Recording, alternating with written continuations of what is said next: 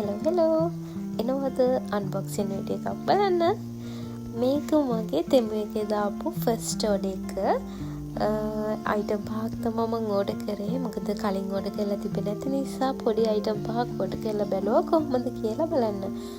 ඇත්තටම අයිටම්ස් නම් ගොඩක් ක්වොලිටි එකට තිබ්බා. එහෙම ප්‍රශ්නයක් නැහැ. ඒ වගේම ප්‍රයිසස් එහෙම රීසනබල් ප්‍රයිස් එකකට ගන්න තිබ්බා. මේක ඇවිල්ලා මගේ ෆස්ට් අයිටම් එක. මේක nail arts දාන බ්‍රෂ් සෙට් එකක්. මේකේ බ්‍රෂස් 3ක් තියෙනවා. අතට මේක ගොඩක් ක්වොලිටි එකට තිබ්බා. මේක මේ වගේ තමයි තියෙන්නේ. කියන්නේ පැත්තෙම බ්‍රෂ් එකක් තියෙනවා. මේක ඇත්තට මුනේ එච්චර ලොකු ගාණක් නැහැ. මට මතක විදිහට 100 ගාණක් හරි 200 ගාණක් හරි. මම මේකේ ප්‍රයිස් එක වීඩියෝ එකේ ටැග් කරලා තියන්නම්.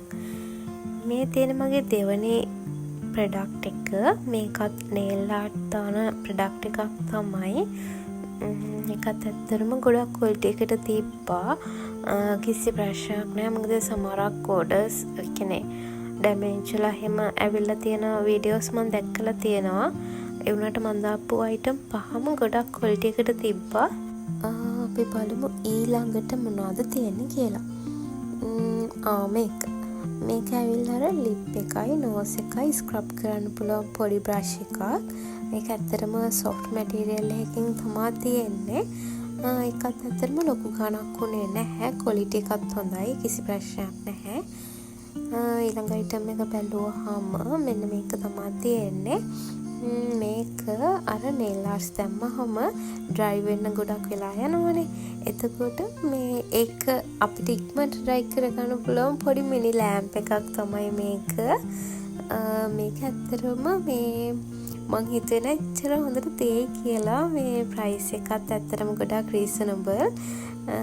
මේක USB කේබල් එකක් තමයි තියෙන්නේ. කියන්නේ ඒක අපිට ප්ලග් කරලා USB කේබල් එකෙන් ප්ලග් කරලා ඒක අපිට සෙට් කරගන්න පුළුවන්. ඒ වගේම මේක මම වීඩියෝ එකේ දාලා තියෙනවා. පොඩි ස්ටෑන්ඩ් එකක් තියෙනවා මේකට.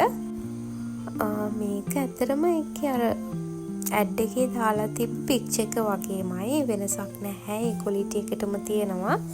මෙන්න මේ වගේ පොඩි ස්ටෑන්ඩ් එකක් තියෙනවා. ඒක අපිට සෙට් කරගන්න පුළුවන් විදිහට.